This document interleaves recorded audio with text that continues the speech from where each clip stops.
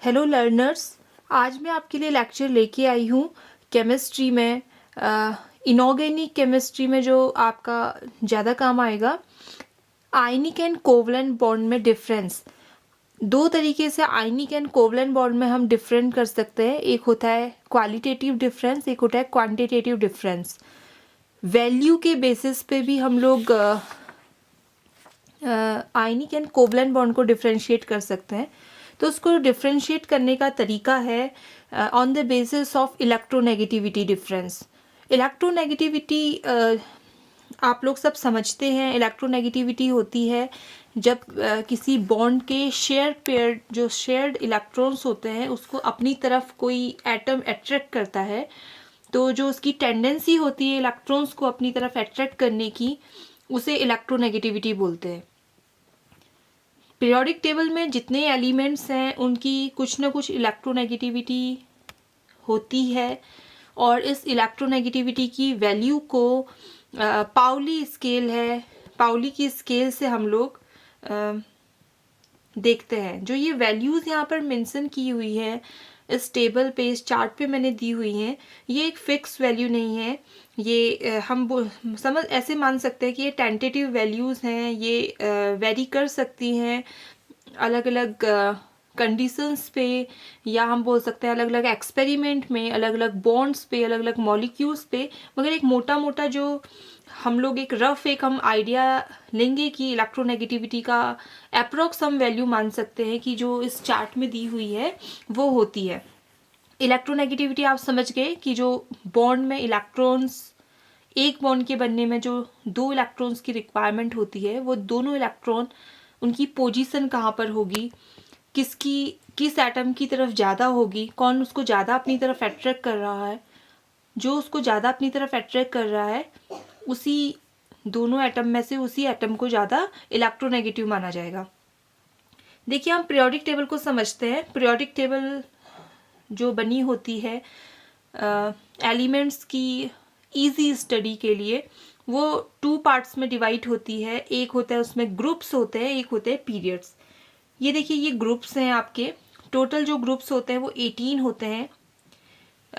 ये जो vertical lines आपको दिख रही हैं ये ग्रुप्स हैं, और जो आपकी 7 हॉरिजॉन्टल लाइन आपको दिख रही हैं ये आपके पीरियड्स होते हैं। टोटल 7 पीरियड्स होते हैं और टोटल 18 ग्रुप्स होते हैं। एक दूसरा तरीका भी है ग्रुप्स को डिवाइड करने का, वो first day, second day, third day, fourth day, A B, ऐसे करके अभी हम लोग टोटल जो ग्रुप्स हो जाएंगे आपके 8 ग्रुप्स हो जाते हैं, और जो लास्ट वाला जो 18th ग्रुप होता है उसको 0 ग्रुप कहते हैं। ये एक दूसरा तरीका है क्लासीफाई करने का। इसको हम लोग फिर कभी किसी लेक्चर में स्टडी करेंगे कि पीरियोडिक टेबल की स्टडी हम कैसे करते हैं। आज हम लोग सिर्फ समझेंगे कि इलेक्ट्रोनेगेटिविटी की जो वैल्यूज़ हैं वो डिफरेंट डिफरेंट एलिमेंट्स के लिए डिफरेंट डिफरेंट ग्रुप्स में कैसे है। ये देखिए, जो फर्स्ट ग्रुप है, इलेक्ट्रोनेगेटिविटी की value top to bottom electronegativity, जैसे जैसे साइज ऊपर से नीचे जब लोग हम ग्रुप में आते हैं तो जो एटम होता है उसमें एक एक शेल जो होती है वो इंक्रीज हो जाती है, तो साइज इंक्रीज होता है। और जैसे जैसे साइज इंक्रीज होगा इलेक्ट्रोनेगेटिविटी की वैल्यू डिक्रीज होगी। तो top to bottom electronegativity decrease करती है, और लेफ़्ट टू राइट जब हम लोग पीरियड पे चलते हैं तो जो साइज होता है वो साइज डिक्रीज करता है due to effective nuclear charge. Size decrease करता है, और जितना छोटा साइज होगा एटम का, एलिमेंट का, उतना ज़्यादा उसकी इलेक्ट्रोनेगेटिविटी वैल्यू होगी। ये जो लास्ट में नोबल गैसेस हैं, 0 ग्रुप है, 18th ग्रुप है, इनकी इलेक्ट्रोनेगेटिविटी नहीं बोल सकते हम 0 होगी, क्योंकि इसमें जो इलेक्ट्रॉन्स हैं कंप्लीट होता है इनका ऑक्टेट, आउटर मोस्ट सेल इनका कंप्लीट होता है, तो इनको इलेक्ट्रॉन्स की रिक्वायरमेंट नहीं होती है, तो इनकी ऑलमोस्ट 0 होती है। तो पूरी पीरियोडिक टेबल में सबसे ज़्यादा इलेक्ट्रोनेगेटिव जो एलिमेंट्स होता है एलिमेंट्स जो होते हैं वो इस ग्रुप के होते हैं, 17th ग्रुप के, जिनको हम हैलोजेंस भी बोलते हैं। और सबसे ज़्यादा जो इलेक्ट्रोनेगेटिव एलिमेंट है पूरी पीरियोडिक टेबल में वो फ्लोरीन है। देखिए, आपके 3 एलिमेंट जो पूरी पीरियोडिक टेबल में सबसे ज़्यादा इलेक्ट्रोनेगेटिव होते हैं वो होते हैं FON, fluorine, oxygen and nitrogen. और इनकी वैल्यूज़ देखिए, इनकी जो इलेक्ट्रोनेगेटिविटी वैल्यू दी हुई है एलिमेंट के सिंबल के नीचे मैंने लिखी हुई है। फ्लोरीन की 4 होती है, क्लोरीन की 3 है, ऐसे ही आपका ऑक्सीजन की 3.5 है, नाइट्रोजन की 3 है। अब देखिए हम समझते हैं, मैंने साथ में देखिए यहाँ से आप लोग एटॉमिक नंबर भी स्टडी कर सकते हैं। एटॉमिक नंबर कैसे हम लोग याद कर सकते हैं, कैसे हम लोग ग्रुप और पीरियड्स में उनका सीक्वेंस, एटम्स को सीक्वेंस में अरेंज कर सकते हैं, वो भी आप इस चार्ट के थ्रू सीख सकते हैं।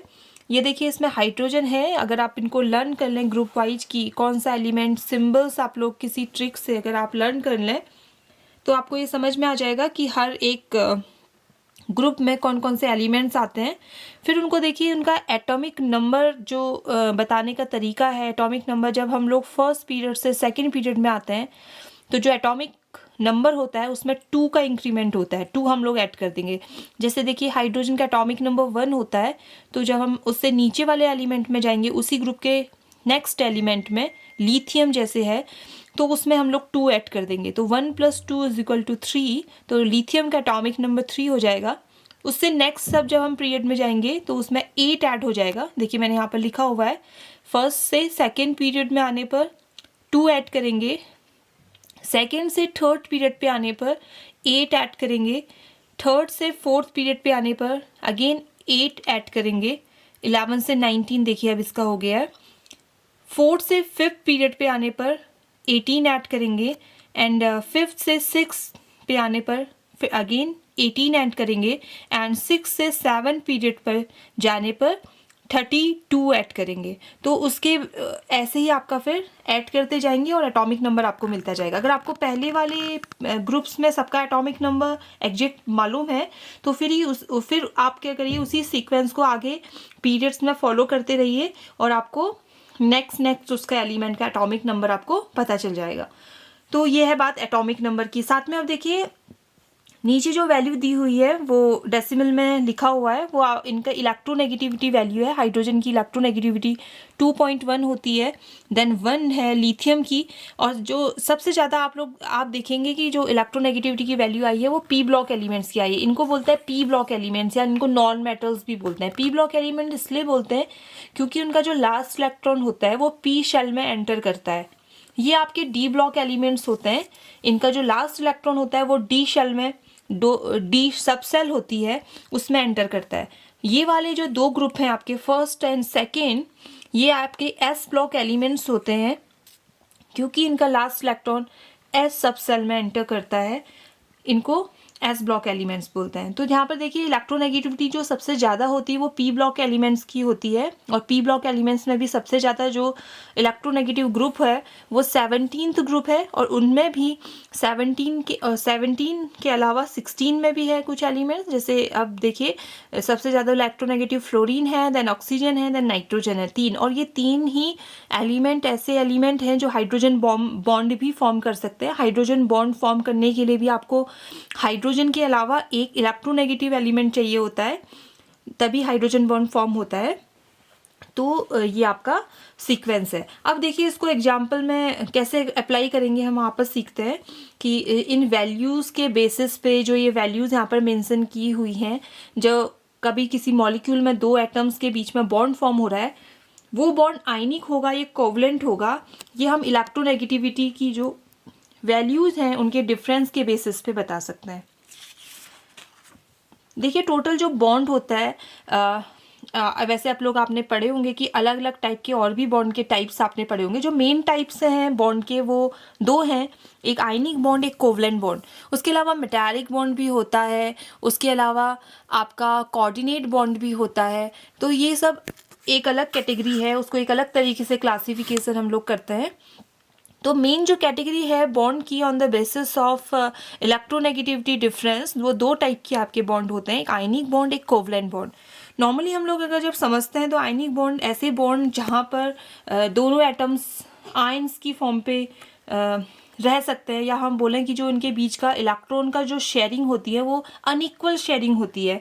अनइक्वल का मतलब कि एक एटम के पास इलेक्ट्रॉन ज़्यादा पास होंगे, एक एटम अपनी तरफ ज़्यादा अट्रैक्ट करेगा इलेक्ट्रॉन को, दूसरे एटम की तरफ से दूर होंगे इलेक्ट्रॉन। कहने का मतलब कि एक एटम आपका पॉजिटिव होगा तो एक एटम आपका नेगेटिव होगा। आयनिक बॉन्ड जब बनेंगे तो उनके बीच में एक्चुअल में बॉन्ड फॉर्म नहीं होगा, उनके बीच में एक आयन्स के बीच का अट्रैक्शन होगा जो उन दोनों को एक साथ पे बांधे रखेगा, या हम बोल सकते हैं टाई अप करके उनको रखेगा, जिससे एक बॉन्ड की फॉर्मेशन बनेगी। दूसरा जो होता है कोवलेंट बॉन्ड होता है, ये एक्चुअल में एक बॉन्ड है। यहाँ पर जो इलेक्ट्रॉन्स की शेयरिंग होती है दो एलिमेंट्स के या दो एटम्स के बीच में, वो इक्वल शेयरिंग हो सकती है, ऑलमोस्ट इक्वल हम बोल सकते हैं। इक्वल एग्जैक्टली इक्वल नहीं होती है। तो on the basis of electronegativity difference इसको हम लोग डिनोट करते हैं delta E N electronegativity. Ionic bond में if electronegativity difference is greater than, अगर आपका देखिए किसी बुक में आपको 1.8 मिलेगी वैल्यू, कहीं पर आपको 1.6 मिलेगी। मैंने आपको बताया क्योंकि इलेक्ट्रोनेगेटिविटी की जो वैल्यूज़ मैंने इससे पहले के चार्ट में आपको दिखाई है वो एक फिक्स वैल्यू नहीं है, अप्रॉक्स वैल्यू है। तो जैसे जैसे वैल्यू ऊपर नीचे वेरी करेगी तो ये जो डिफरेंस है वो भी थोड़ा ऊपर नीचे जा सकता है। तो हम इसको अप्रॉक्स ऐसे मान के चल सकते हैं कि 1.6 या 1.8, अगर इससे ऊपर अगर आपका डिफरेंस आ रहा है दोनों एटम्स के बीच की इलेक्ट्रोनेगेटिविटी का, आपका जो बॉन्ड होगा वो आपका आयनिक बॉन्ड कंसीडर होगा। और ऐसे ही आपका जो कोवलेंट बॉन्ड होगा, जब आपका इलेक्ट्रोनेगेटिविटी का डिफरेंस लेस देन 1.7 या कहीं पर आप देखेंगे 1.6 लिखा हो सकता है, उससे अगर कम होगा तो उसको हम कोवलेंट बॉन्ड कंसीडर करेंगे। अब कोवलेंट बॉन्ड भी दो तरीके के होते हैं, एक होता है पोलर कोवलेंट बॉन्ड, एक होता है non polar covalent bond. Polar covalent bond तब कहलाएगा जब इलेक्ट्रोनेगेटिविटी का डिफरेंस 0.0 से 1.8 तक हो। डिफरेंस जब क्या है, ज़्यादा है, जब पोलर कोवलेंट में जब डिफरेंस ज़्यादा है 0.4 से 1.8 के बीच में।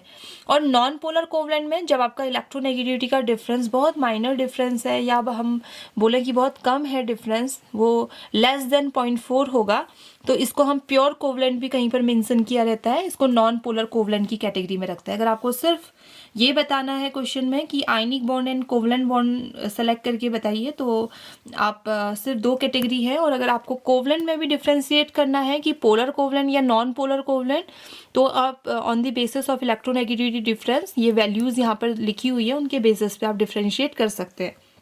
देखिए कुछ एग्जाम्पल से समझते हैं। जैसे NaCl का बॉन्ड है, अब आपसे पूछा जाए कि NaCl आयनिक है या कोवलेंट है, तो आप लोग कैसे चेक करेंगे? तो देखिए सोडियम की जो इलेक्ट्रोनेगेटिविटी वैल्यू है, कुछ कुछ आपको हल्का हल्का आइडिया लेना पड़ेगा, एक जगह आपको याद ना भी हो तो एक कोरिलेटिव स्टडी से आप लोग एक अंदाज लगा सकते हैं कि जो कौन से पीरियड में ये एटम्स आते हैं, कौन से ग्रुप में ये एग्जिस्ट करते हैं, तो उसके बेसिस पे आप इलेक्ट्रोनेगेटिविटी का ज़्यादा या कम का आइडिया लगा के इनका एग्जैक्ट वैल्यू तक नहीं भी पहुंच पाए तो एक मोटा मोटा आपको आइडिया आ जाएगा कि आयनिक की कैटेगरी में आएगा या कोवलेंट की कैटेगरी में।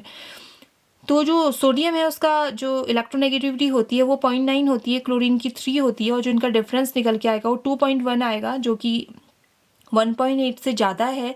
तो इसको हम कंसिडर करेंगे आयनिक बॉन्ड। तो NaCl एक आयनिक कंपाउंड है। देन आपका जो HCl है, HCl भी ऐसा लगता है बहुत से लोगों को देखने में कि NaCl की ही तरह तो HCl भी है, तो ये भी आयनिक होगा, जबकि आयनिक नहीं होता है, ये कोवलेंट होता है। और इसको हम कैसे जस्टिफाई करेंगे, ये देखिए हाइड्रोजन का जो इलेक्ट्रोनेगेटिविटी है वो 2.1 है, क्लोरीन की 3 है, और इलेक्ट्रोनेगेटिव डिफरेंस जो आएगा वो 0.9 आएगा, और 0.9 जो आपका आ रहा है वो कोवलेंट की कैटेगरी में आ रहा है। कोवलेंट में भी पोलर कोवलेंट की कैटेगरी में आ रहा है। तो जो HCl है वो कोवलेंट है, कोवलेंट में भी वो पोलर कोवलेंट है। ऐसे ही आपके जो होमोडायटोमिक मॉलिक्यूल्स होते हैं, एक ही एटम से बने हुए मॉलिक्यूल्स हैं, जैसे क्लोरीन गैस है Cl2, और H2 है, O2 है, N2 है, ऐसे ही आपका मीथेन है, CO2 है, ये सब आपके नॉन पोलर कोवलेंट की कैटेगरी में आते हैं।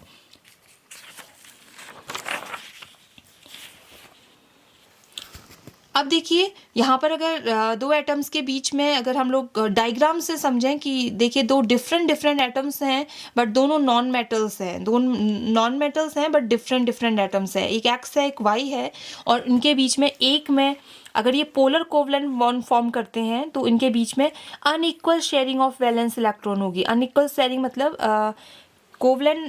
कोवलेंट बॉन्ड तो फॉर्म कर रहे हैं मगर प्योर कोवलेंट नहीं है, प्योर हम क्या बोले नॉन पोलर कोवलेंट नहीं है। तो इस केस में इलेक्ट्रॉन जो होंगे एकदम बीच में एडजस्ट नहीं करेंगे दोनों के बॉन्ड के बीच में, तो इनमें थोड़ा सा डिफरेंस आएगा, जो इनमें शेयरिंग होगी वो अनइक्वल होगी और इस तरीके से हम उसको डायग्राम से रिप्रेजेंट कर सकते हैं। इसका एग्जाम्पल HCl है।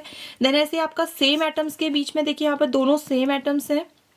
अगर सेम एटम्स के बीच में अगर बॉन्डिंग आपकी हो रही है तो उस केस में जो आपकी शेयरिंग होगी इलेक्ट्रॉन्स की वो ऑलमोस्ट इक्वल होगी और इसमें हम बोलेंगे कि कोई चार्ज भी नहीं बनेगा। इससे ऊपर देखिए यहाँ पर अगर अनइक्वल शेयरिंग होगी तो जिस साइड पे इलेक्ट्रॉन्स ज़्यादा नज़दीक होंगे, जिसके तरफ ज़्यादा होंगे उस पर पार्शियल नेगेटिव चार्ज आएगा और जिसके साइड से दूर होंगे इलेक्ट्रॉन, जिससे दूर हो जाएंगे इलेक्ट्रॉन उस पर पॉजिटिव चार्ज आएगा पार्शियल। और अगर आगे दोनों एटम सेम हैं, एक ही एटम से बना हुआ मॉलिक्यूल है, होमोडायटोमिक मॉलिक्यूल है, तो इसमें कोई चार्ज भी नहीं आएगा और ये कंसीडर होगा नॉन पोलर कोवलेंट में। इसको हम डायग्राम से रिप्रेजेंट ऐसे करेंगे। देन जो आयनिक होता है उसमें जो साइज होगा कैटायन का वो स्मॉल होगा और जो एनायन होगा उसका साइज हमेशा लार्ज होगा और जो इनके बीच में इलेक्ट्रॉन्स होंगे उनकी जो शेयरिंग होगी इलेक्ट्रॉन्स की, अब हम बोलेंगे शेयरिंग नहीं, इसको हम बोलते हैं ट्रांसफ़र ऑफ इलेक्ट्रॉन्स। मतलब कि जो आपका कैटायन है वो अपने एक आउटर मोस्ट सेल से एक इलेक्ट्रॉन को एनायन की तरफ शिफ्ट करेगा और अपने में इससे पहले हमने पार्शियल चार्ज देखा था पोलर कोवलेंट में, यहाँ पर पार्शियल नहीं होगा, यहाँ पर कंप्लीट एक पॉजिटिव चार्ज आ जाएगा और इसको हम कैटायन बोलेंगे। और जो नेगेटिव वाला है, जो एनायन है, जो बड़ा जिसका साइज है एटम का, वो इलेक्ट्रॉन को अपनी तरफ अट्रैक्ट करेगा, जो मोर इलेक्ट्रोनेगेटिव एलिमेंट होगा इन दोनों में, और उस पर फिर नेगेटिव चार्ज आएगा, कंप्लीट नेगेटिव चार्ज आएगा और इस बॉन्ड को हम कंसिडर करेंगे आयनिक बॉन्ड। और यहाँ पर होता है ट्रांसफर ऑफ इलेक्ट्रॉन्स। तो ये रिप्रेजेंटेशन एक पिक्टोरियल रिप्रेजेंटेशन है आयनिक एंड कोवलेंट बॉन्ड्स का। और इसके बाद में आपको इसके नेक्स्ट लेक्चर में आपको मैं बताऊंगी कि फजान्स रूल से कैसे हम लोग इसका जो क्वालिटेटिव डिफरेंस करते हैं कोवलेंट एंड आयनिक बॉन्ड्स में, उसको हम लोग सीखेंगे नेक्स्ट लेक्चर में। आज के लिए बस इतना ही। Thank you so much.